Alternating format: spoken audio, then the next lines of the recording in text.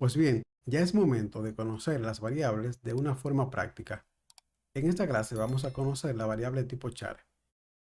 Voy a eliminar esto que creamos anteriormente y vamos a declarar una variable tipo char. La forma de hacerlo es primero indicamos su tipo, char, luego le vamos a asignar un nombre. Para este ejemplo voy a utilizar el nombre de calificación porque vamos a simular que estamos calificando un examen. Utilizamos el operador de asignación, es decir, el signo de igual, y le asignamos un valor. Aquí, como estamos utilizando el tipo char, y char es un tipo de dato que nos permite almacenar una letra dentro de comillas simples. Escribimos comillas simples y finalizamos con punto y coma. Aquí vemos que tenemos este error. Si ahora le damos a correr, vamos a ver que nuestro programa no va a funcionar. Como vemos, tenemos este error. Esto es porque nosotros tenemos que asignar un valor. Para este ejemplo voy a poner, por ejemplo, una A. Y de esta manera, calificación tiene el valor de A. Algo importante que debemos saber es que aunque puede almacenar una letra, puede ser minúscula o puede ser mayúscula. No hay ningún problema. Si queremos ver en pantalla el valor que tiene calificación, solamente tenemos que escribir console. Como vemos, aquí tenemos un autocompletado. Si yo presiono Tab dos veces, se me escribe y automáticamente se rellena con calificación. Recuerda que anteriormente estábamos mostrando mensajes en pantalla utilizando dos comillas. Si aquí, por ejemplo, colocamos dos comillas, es lo siguiente, vamos a copiar y vamos a pegar aquí. Si ahora hacemos esto y le damos a correr, vamos a ver lo siguiente. Vamos a ver que simplemente se nos muestra en pantalla el texto calificación. Esto es porque en esta línea de código, la cual nos sirve para mostrar un mensaje en pantalla, lo que nosotros indiquemos dentro de comillas se va a mostrar literalmente. Y si nosotros lo que queremos es mostrar el valor de una variable, debemos hacerlo sin las comillas. Eliminamos las comillas. Si ahora le damos a correr, vemos que efectivamente nos muestra el valor que tiene esa variable. Si al tipo char le asignamos otro valor, por ejemplo, 2A, vamos a hacer la mayúscula, pero es igual si es minúscula. Vemos que tenemos un error. Recuerda que el tipo char solamente nos permite almacenar una sola letra. Y es muy interesante y también tiene muchos casos de uso.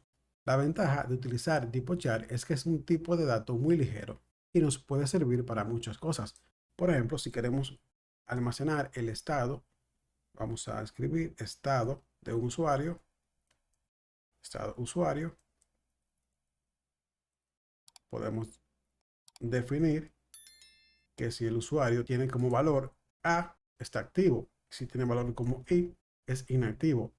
Y con esto vamos a consumir muy pocos recursos. Así que siempre que puedas y necesites almacenar una sola letra, utiliza el tipo char. Y así tu programa pesará menos y será más eficiente. A pesar de que char es muy eficiente, no siempre podemos utilizarlo, porque muchas veces necesitamos almacenar el nombre completo de una persona o cualquier otro tipo de información. En este caso, tenemos el tipo string. Con el string podemos almacenar prácticamente caracteres ilimitados. Vamos a crear el string y vamos a escribir el nombre de película. Le vamos a asignar el valor, por ejemplo, de Toy Story, que es una película que me gusta bastante. Y siempre terminamos con punto y coma. Si ahora queremos mostrar en pantalla el valor que tiene película, simplemente vamos abajo y si estás en Visual Studio puedes escribir CW y dos veces a Tab. Y aquí tenemos automáticamente escrita la sentencia que nos va a mostrar este mensaje en pantalla. Le pasamos a los paréntesis el nombre de nuestra variable película, le damos a correr y vemos que efectivamente se nos mostró tal cual el mismo valor. Si nosotros queremos cambiar el valor, vamos a hacer lo siguiente. La manera de hacerlo es llamar nuevamente a nuestra variable película y ahora le vamos a asignar otro valor. Este valor será Iron Man, por ejemplo. Si ahora ejecutamos, vemos que ya no es Toy Story, sino que es Iron Man. Recuerda que un programa se va leyendo de arriba hacia abajo. Aquí película tenía un valor de Toy Story, pero como aquí se cambió, ya su valor actual y su última modificación fue aquí, entonces es Iron Man. Nosotros lo que no podemos es hacer lo siguiente: definir nuestra variable nuevamente. String, por ejemplo, película. Aquí tenemos un error, porque como recordarás en las reglas, solamente debemos declarar nuestra variable con su tipo una sola vez. Ya si lo hacemos nuevamente, vamos a tener un error. Si ahora le damos a ejecutar, vamos a ver que este programa no va a funcionar. Así que ya sabes, cuando quieras cambiar el valor de una variable, simplemente llamas la variable, usas el operador de asignación y le asignas el nuevo valor. Si lo que necesitamos es trabajar con números, también lo podemos hacer, ya que tenemos tipos numéricos que nos permiten manejar números. Dentro de los tipos numéricos que tenemos en C# tenemos dos categorías: los números enteros y los números reales. Los números enteros son los números que no manejan números decimales, mientras que los números reales sí permiten trabajar con números decimales. En esta lección vamos a conocer los números enteros. Tenemos básicamente cuatro tipos de números enteros, que son estos que están aquí. Vamos a hacer un poco de zoom para que se vea mejor. Excelente.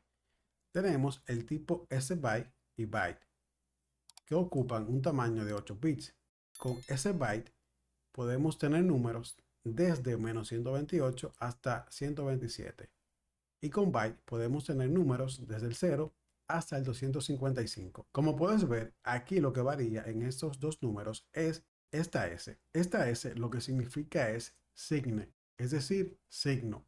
Y como su nombre lo indica, hace referencia de que puede manejar tantos números negativos como números positivos, mientras que byte solamente puede manejar números positivos, que van desde el 0 hasta el 255. Luego tenemos a short. Short es igual. Con short podemos manejar números negativos tan pequeños como menos 32.768 hasta 32.787. Y si utilizamos aquí esta variante con la U, que quiere decir un sign, es decir, sin signo, en este caso no maneja números negativos, manejaría un valor desde el 0 hasta el 65.535. Y lo mismo ocurre con los demás. Como puedes ver, aquí tenemos a int y la variante uint. Y lo que hace es que con esta variante puede manejar números más grandes, tanto negativos como positivos, mientras que con esta solamente puede manejar números positivos. Lo mismo con long y un long. Estos, como puedes ver aquí, van cada vez más aumentando su tamaño. Este aumento de tamaño se debe a la capacidad que tienen para almacenar números más grandes. Como puedes ver, los más pequeños son los SByte y byte, que solamente tienen un peso de 8 bits y que pueden manejar cantidades relativamente pequeñas.